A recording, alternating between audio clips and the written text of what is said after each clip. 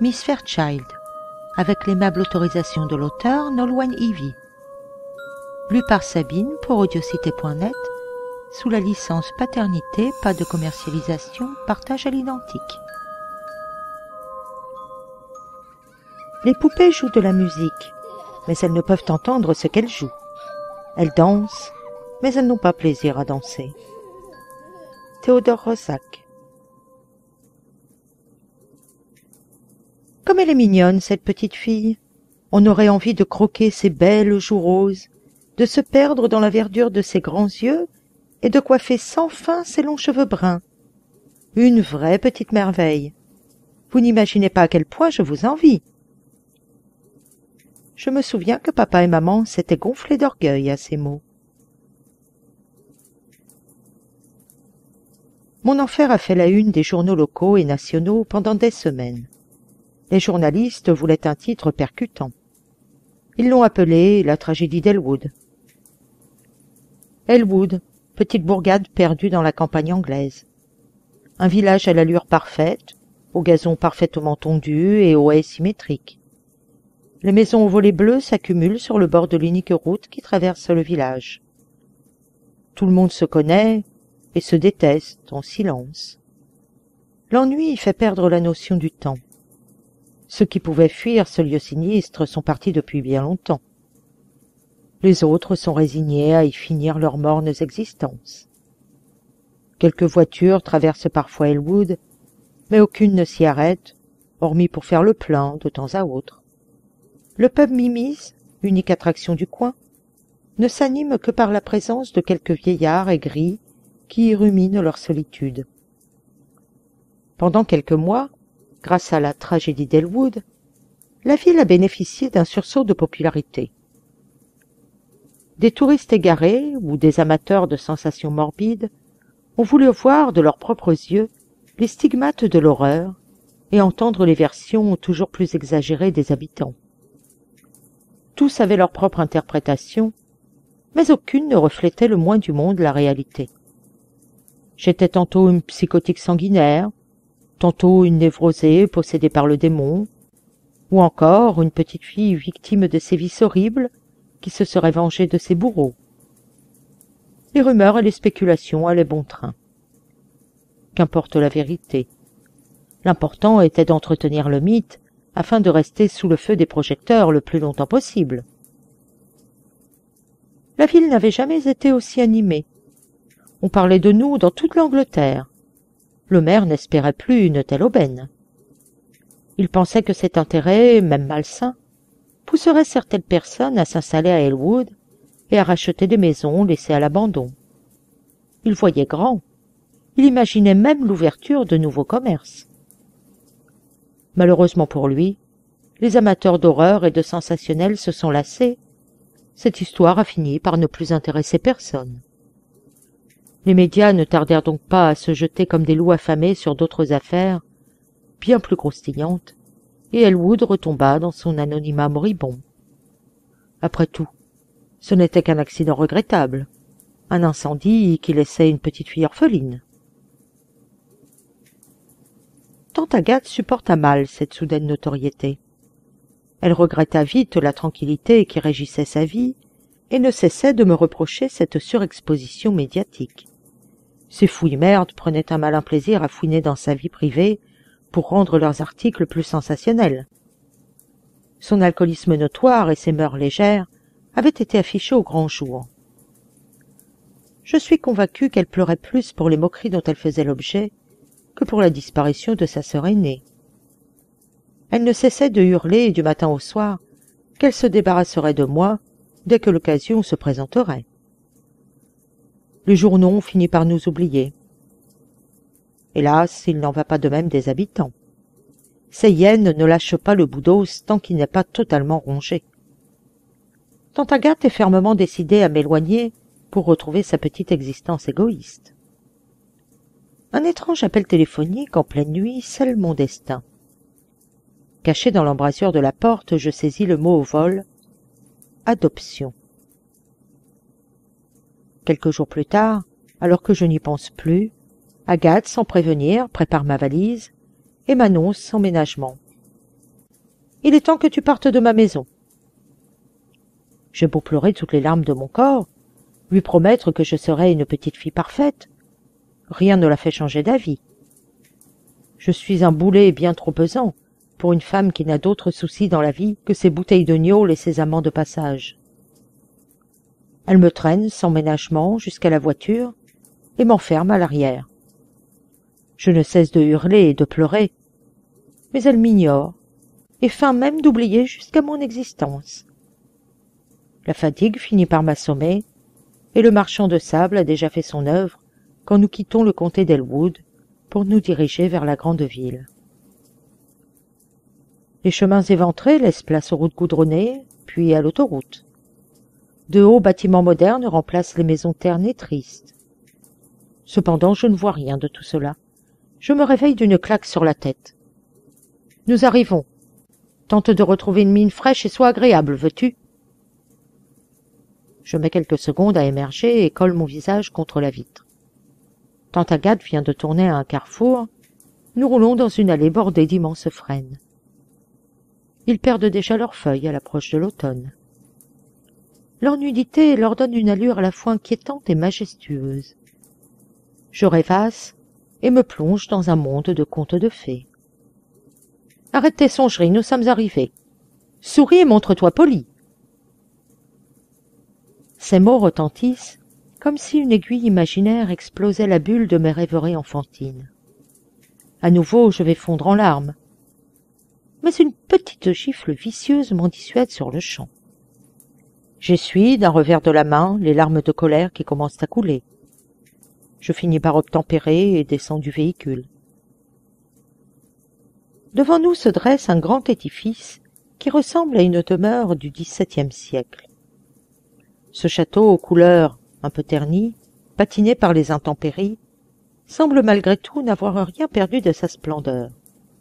Il ressemble à un roi assis sur son trône, veillant sur des terres qui s'étendent des lieues à la ronde.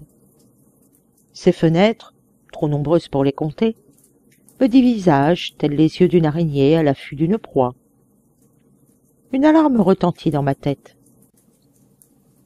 Ceux qui entrent ici n'en ressortent jamais, semble-t-elle me dire. J'agrippe la main de tante Agathe pour me rassurer, elle la secoue violemment pour me faire lâcher prise, et se contente de passer ses doigts dans mes boucles brunes pour redonner meilleure allure à ma coiffure. Une vieille dame apparaît dans l'embrasure de la porte immense. Elle nous observe longuement et finit par sourire, dévoilant un dentier d'une blancheur déconcertante. Une solide barrette maintient sa chevelure poivre et sel. D'ailleurs, le vent pourtant soutenu n'en dérange pas une seule mèche. Sa tenue évoque la noblesse du XVIIIe siècle. Une robe de courtisane en soie blanche que sa peau fanée n'arrive plus à mettre en valeur. Je ne peux retenir un rien. Peut-être se rend-elle à un bal costumé?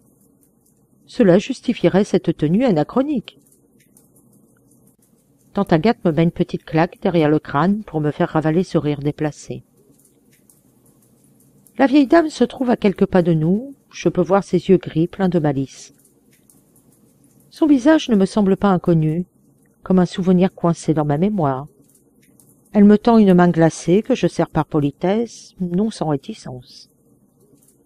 J'ai une étrange impression, comme si quelque chose de malsain tentait de s'infiltrer en moi par ce simple contact. « Elle est magnifique, une vraie merveille, dit-elle en me pinçant la joue. « Bonjour, jeune enfant, je suis Miss Fairchild. » Miss Fairchild, un nom désuet qui cadre bien avec le personnage. J'ai comme un flash. Comme elle est mignonne, cette petite fille. On a envie de croquer ses belles joues roses, de se perdre dans la verdure de ses grands yeux verts, et coiffer sans fin ses longs cheveux bruns. Une vraie petite merveille. Vous n'imaginez pas à quel point je vous envie. Cette voix...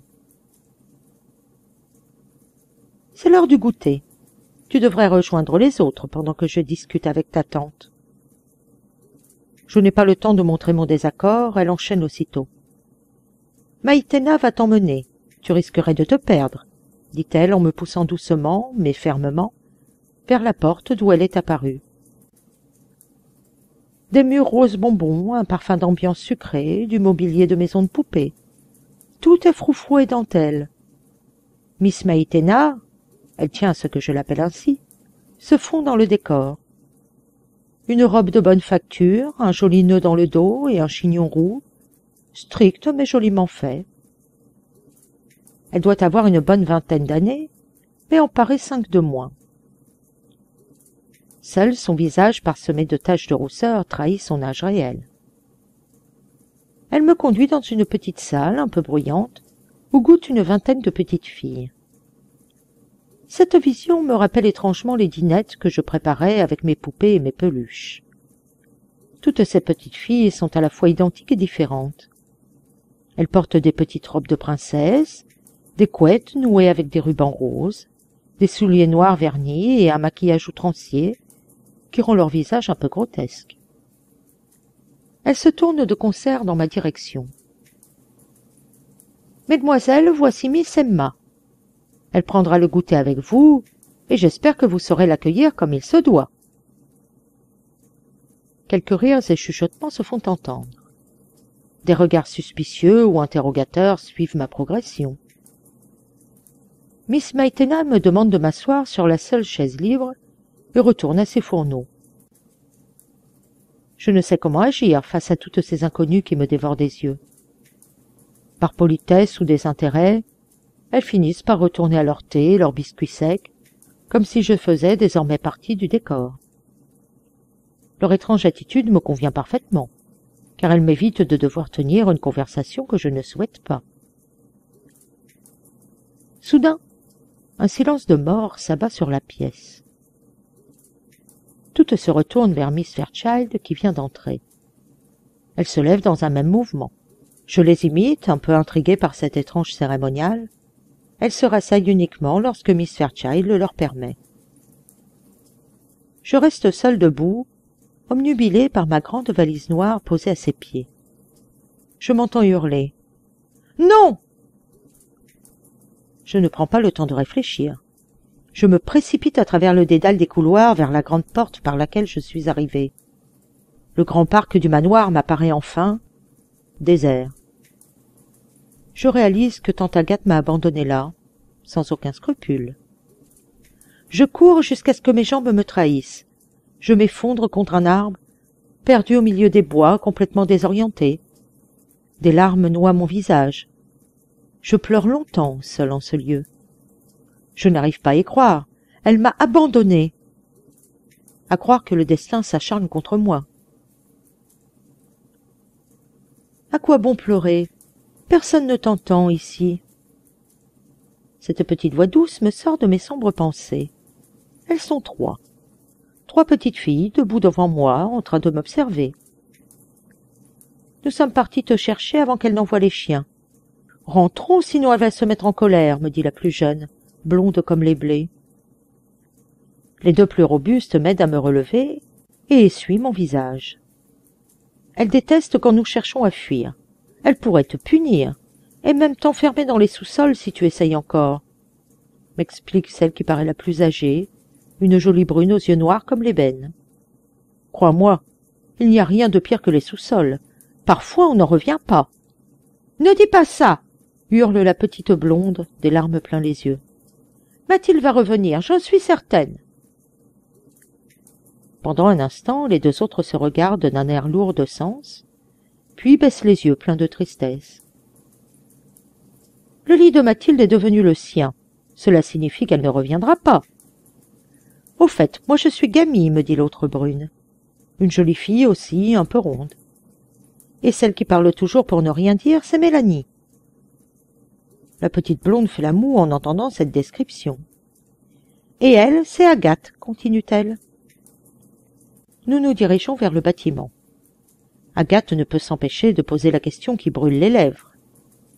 « Tu es ici parce que tes parents sont morts dans l'incendie ? J'ai entendu Miss Fairchild en parler. » Je me contente de hocher la tête, trop épuisée pour en discuter. Miss Fairchild apparaît dans l'entrée, le visage sévère. Elle a un geste pour Miss Maïtena, qui s'empresse de me prendre par le bras et de me conduire à la salle de bain.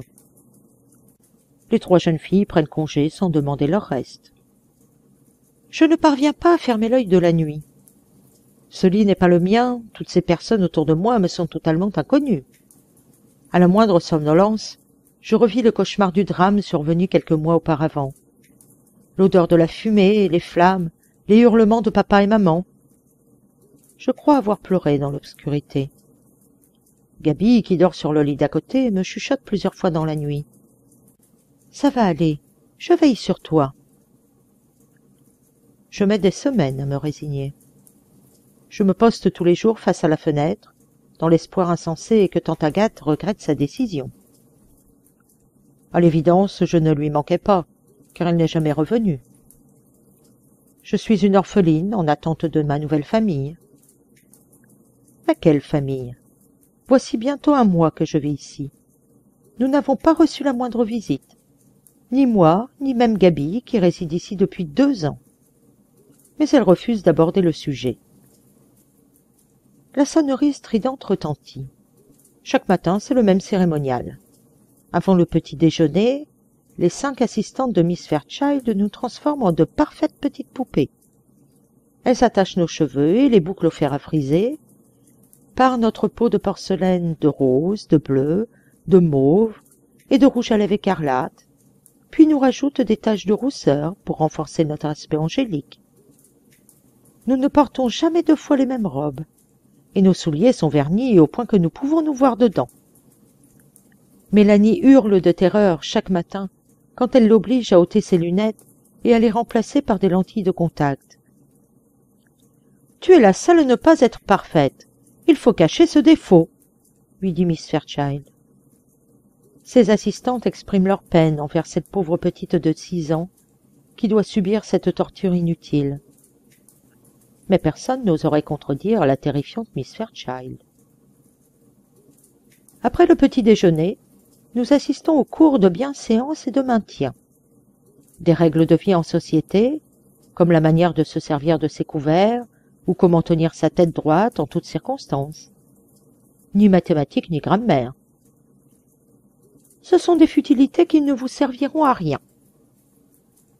Vient ensuite le moment libérateur de la récréation. Je m'amuse à déambuler ici et là et me perds dans les nombreux couloirs. Je tente de percer les secrets de ces lieux pleins de mystères. Oh, je n'ai aucun mal à échapper à la vigilance des assistantes. Il est presque impossible de surveiller une 20aine de petites filles si semblables. Gaby voit mes escapades d'un très mauvais œil et ne cesse de me mettre en garde. « Ne va jamais au sous-sol, jamais, tu entends? Promets-moi de ne jamais te faire attraper. Dieu seul sait ce qui t'arriverait si Miss Fairchild apprenait ta désobéissance. » Je ne peux m'empêcher de rire face au visage joufflu et inquiet de Gaby. Une vraie mère poule. Bien entendu, ces mises en garde attisent encore davantage ma curiosité et mon envie d'explorer ce fameux sous-sol. Encore faut-il le trouver dans ce dédale de pièces et de corridors. Il est si facile de s'égarer. Je n'en suis que plus déterminée. Un après-midi, je suis près du but, quand tout à coup Miss Fairchild me découvre. Elle entre dans une colère noire et m'assène une gifle encore plus puissante que celle que m'a infligée tante Agathe. Sa main rugueuse et desséchée laisse une marque indélébile sur ma joue. Elle me sermonne interminablement. Je croirais voir de la fumée sortir de ses oreilles et ses narines, comme les dragons des livres d'enfants. Elle ne cesse de fixer la trace de ses mains sur ma joue, visiblement plus ennuyée par cette empreinte que par ma désobéissance. Je suis punie des jours entiers, totalement isolée des autres. Mes compagnes d'infortune me manquent terriblement, mes parents encore plus. Je maudis ma curiosité. Je me surprends à regretter amèrement la déception causée à Miss Fairchild. Elle a acquis plus d'emprise sur moi que je ne le pensais. Grâce aux soins réguliers de Miss Maïtena, la trace sur ma joue s'estompe et finit par disparaître. Elle seule est autorisée à m'approcher pendant mon isolement. Elle semble inquiète de cette joue rougie et enflée et déploie tous ses efforts pour la soigner. Elle me traite comme si ma vie en dépendait. Je me moque d'elle. Ce n'est pas si grave. Je ne suis pas de ton avis, je retrouve enfin mes amis et ma chambre. Je me promets de ne plus jamais m'aventurer dans les lieux interdits, même si je sais au fond de moi que tôt ou tard, je ne pourrai résister à la tentation. À quelques mètres du mien, un lit demeure vide à la nuit tombée. Au silence gêné de Gaby, je comprends qu'Éléonore ne reviendra pas non plus, comme Mathilde et tant d'autres avant elle. Gaby pense que son tour viendra bientôt. Veille sur Agathe et Mélanie quand je ne serai plus là. Je veux en savoir plus. Mais Gaby se mure dans son silence. 3 jours après, Gaby disparaît après les cours de cuisine de l'après-midi. Le lendemain, Miss Maïtena nous apprend qu'elle a trouvé une famille d'accueil et nous a quittés précipitamment pour vivre sa nouvelle vie. C'est un mensonge, bien entendu, mais je ne peux le prouver. Ces 2 derniers jours, Gaby semblait terrifiée. Sa disparition n'est pas un hasard. Le soir venu, je crois entendre des hurlements. Il semble monter des murs même de la bâtisse. Mélanie aussi entend ces cris. Elle se met à pleurer doucement. Je la rejoins dans son lit et la prends dans mes bras pour la protéger, comme je l'ai promis à Gaby. « C'est là-bas qu'elle nous emmène quand nous ne sommes pas sages, » me chuchote-t-elle entre 2 sanglots. « Je crois qu'elle y a emmené Gaby aussi. »« Où donc ?»« Au sous-sol. Je l'ai vue emmener Mathilde quand elle a saigné en bas. Elle n'est jamais revenue. J'ai peur, Emma. » Elle se blottit contre moi en étouffant ses sanglots pour que personne ne l'entende. Les semaines passent, mais je n'arrive pas à oublier Gaby. Une petite fille qui lui ressemble énormément la remplace quelques jours plus tard. Elle aussi a perdu ses parents dans un accident, mais elle refuse d'en parler. En fait, elle ne parle presque jamais. Certaines nuits, il lui arrive de hurler dans ses cauchemars. Elle est plus terrifiée par Miss Fairchild qu'aucune de nous. Les seules paroles que je parviens à lui soutirer m'emplissent d'effroi. « Elle les a tués, je n'ai rien pu faire », m'a-t-elle avoué d'une voix gutturale. Ses yeux hagards semblent vidés de toute substance. La folie devient son unique refuge, et un soir d'orage, elle se jette du toit. Personne n'a compris comment elle était parvenue à se hisser si haut, ni pourquoi elle avait agi ainsi. Miss Fairchild la pleure des semaines entières. Pourtant, il n'y a ni cercueil ni cérémonie. Je ne peux m'empêcher de questionner Miss Maïtena sur ce qu'il est advenu du corps de la fillette. Elle me supplie de ne plus jamais en parler. J'obéis. Pour eux, je suis devenue une gentille poupée, belle, obéissante, parfaite. Cet orphelinat au décor idyllique est devenu ma prison. Tous ces secrets me terrifient trop pour que je tente de fuir. Que m'arriverait-il alors? Elle laisserait les chiens me dévorer, ou pire encore.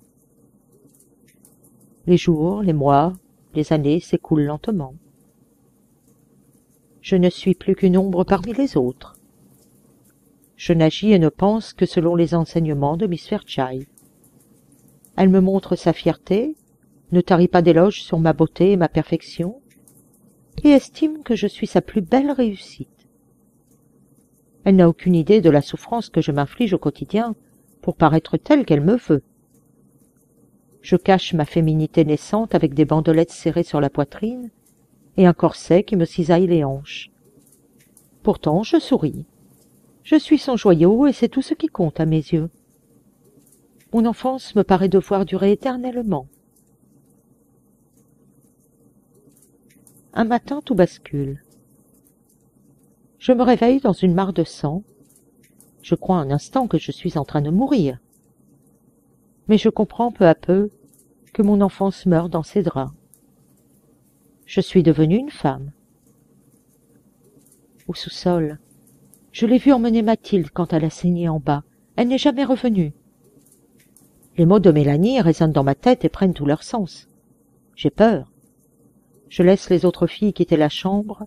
Je tente de cacher ma détresse. Une fois seule, je bondis du lit. Je dois agir vite. Je change de pyjama et roule mon drap en boule avec la chemise de nuit souillée. Mon cœur bondit dans ma poitrine quand je vois Miss Fairchild debout dans l'encadrement de la porte. « Allons, petite Emma, pourquoi n'es-tu pas au bain avec les autres ?» Je tente de trouver une réponse cohérente, mais n'arrive pas à contrôler les tremblements de mes jambes. Je sens quelque chose de chaud couler le long de mes cuisses. Le sang goutte sur le carrelage blanc immaculé. Miss Fairchild blêmit, les larmes emplissent ses yeux. Elle ne prononce pas un mot, mais soudain son visage se durcit. Je suis terrifiée. « Maïtena, conduis-la en bas !» ordonne-t-elle d'une voix sèche. « Pardonnez-lui, supplie Maïtena. Je vais trouver une solution. » Mais Miss Fairchild fait la sourde oreille et renvoie Maïtena en cuisine. Elle m'emmène elle-même au sous-sol. J'aurais dû me débattre, tenter de fuir. Impossible. La poupée trop sage a appris à obéir, et rien de plus. Elle allume la lumière et referme la porte. La pièce est remplie de poupées, bien alignées sur d'immenses étagères. Des poupées de cire, grandeur nature, au sourire figé sur des boucles roses et parfaites.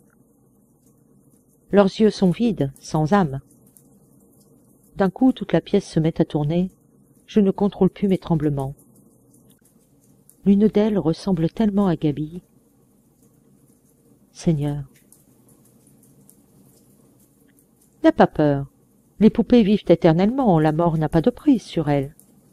Tu seras magnifique pour l'éternité. Comme elle est mignonne, cette petite fille.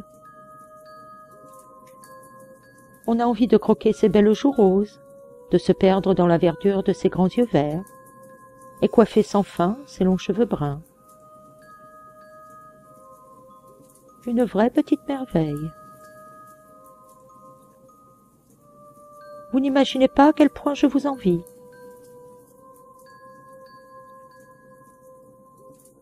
Cette voix me revient en mémoire. Miss Fairchild avait déjà fait une apparition dans ma vie, trop furtive pour me marquer à cet instant. Car c'était un beau matin d'été quand je jouais dans le parc avec papa et maman. Son regard étrange m'avait enveloppée, un regard de petite fille qui voyait la plus jolie des poupées dans une vitrine et qui voulait l'avoir à tout prix.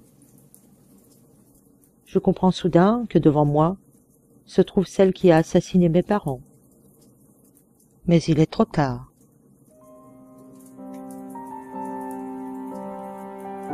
Quel dommage. Tu étais ma poupée préférée, dit-elle en approchant le scalpel de mon cou.